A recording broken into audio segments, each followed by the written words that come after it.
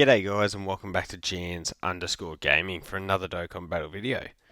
So for today's video we've got one that we sort of knew was coming.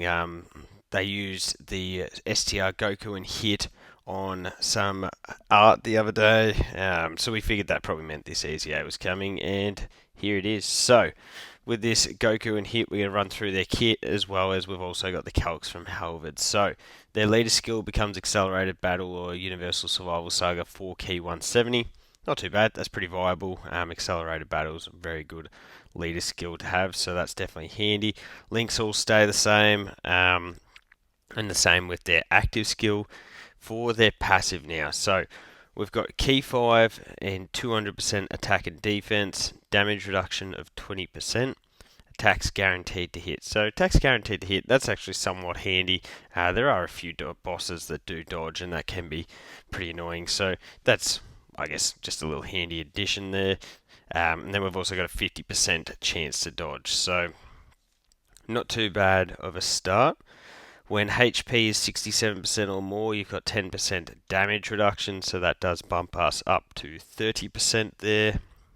I feel like it's not that often that you don't have 67% HP, to be honest. When attacking, we've got 60% attack and defense, and then disables enemy guard. Honestly, disabling enemy's guard I feel like is a weird one. I don't think it adds that much value, but definitely getting a multiplicative buff when attacking is certainly good. And then here we go. So originally this unit did have sort of conditions in the passive for when you are at slot 1, 2 or 3. So they have kept with the nature of the unit in that regard. So as the first or second attacker in the turn, we've got an extra 6 key and 160% attack and defense. We've also got chance of evading enemies' attack and damage reduction plus 16%. So with that, with the HP damage reduction, that gets us up to 46% damage reduction and a 66% chance to dodge. So 66% chance to dodge. I sort of think of running this guy with the int hit. Int hit, you sort of can be pretty reliant on dodge as well. So yeah, I guess you could run this guy in slot 2. I probably don't want to be running him in slot 1 all too often. But anyway, like 66% chance to dodge, 2 out of 3, and then you've also, as I said, you've got that 46% damage reduction. So I imagine for normals, for a lot of these bosses, he will be performing pretty well there. For every attack received or evaded as the first or second attacker in a turn, so that's only really going to be active in slot 1 with the additional 20% attack, or if you are going up against an AoE boss. So you probably won't see that all too often. As third attacker in the turn, you got key plus 7, 170% attack, so no extra defense there. Does launch an additional super attack and breaks action 1 time. And then down below, for every attack performed as the third attacker in a turn, he gets 20% defense up to 100. So, what have you got? You got your first super, obviously. You got the chance, 70% chance from your start of turn, and then in slot 3, you've got the guaranteed additional super there. So you can quad super. Plus the hidden potential. Actually, yeah. Wait, one up here, plus, so 2, 3. Yeah, you can quad super. I don't know why that confused me there. So an extra 80% defense you can get there. Is there any more to the passive? No, there's not. So I feel like I probably would prefer to run this guy as like a slot 3 floater, which would have made it nice if he'd had some type of like orb changing or support. But I think you're probably going to be forced to use him in slot 2, probably rocking the int hit in slot 1, I guess, and relying on his dodging and stacking, and this guy in slot 2. So let's see what we got for super attack effect. So on 12 key, we got greatly raised attack and defense 1 turn with 70% chance to stun. Obviously getting a good amount of defense here, which is really good. And then for the 18, so greatly raises attack and defense for 4 turns, causes Mega Colossal and has 70% chance to stun. So 4 turns is definitely a pretty fire buff.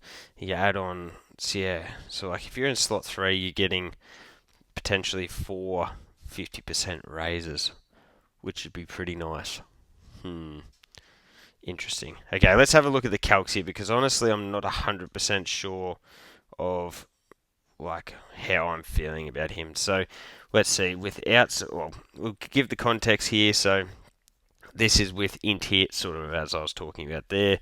We're going to have experienced fighters, cold judgment, in fighter, shocking speed, fierce battle. So this is also like a really, really viable turn, I guess. So stats, we get 50% attack, 30% defense, 2 key, and minus 15% defense to the enemy, which doesn't mean a great deal. So without support, start of turn defense is 293k.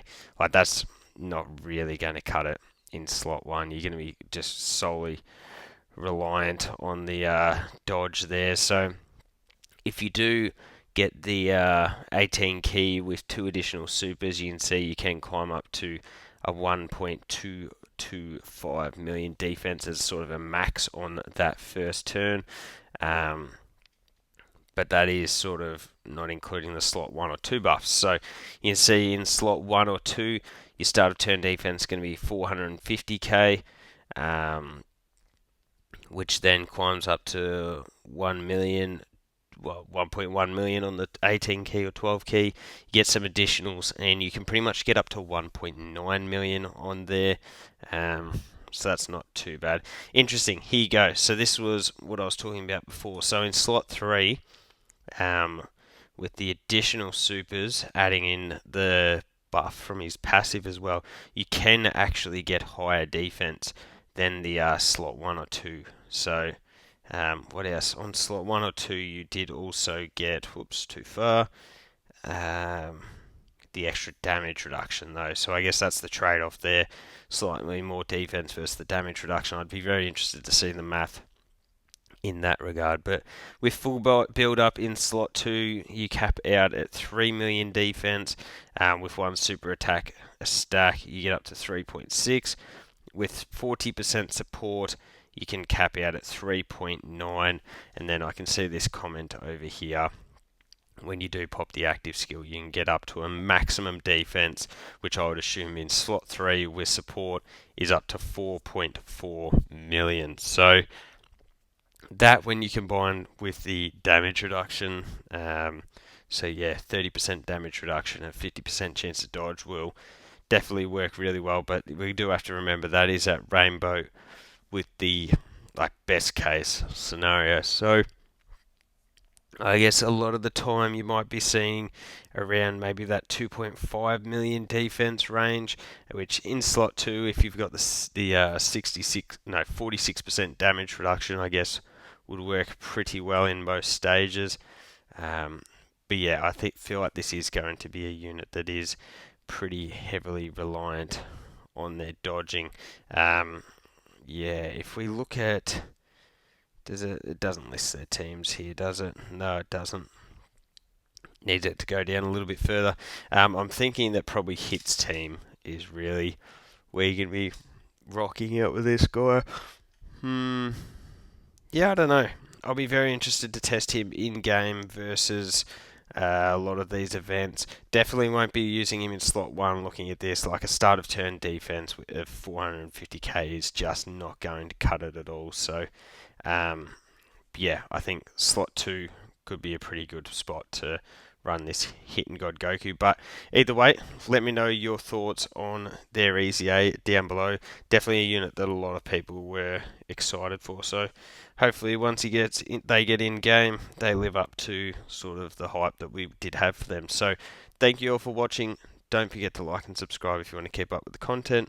And hopefully I'll catch you all on the next video.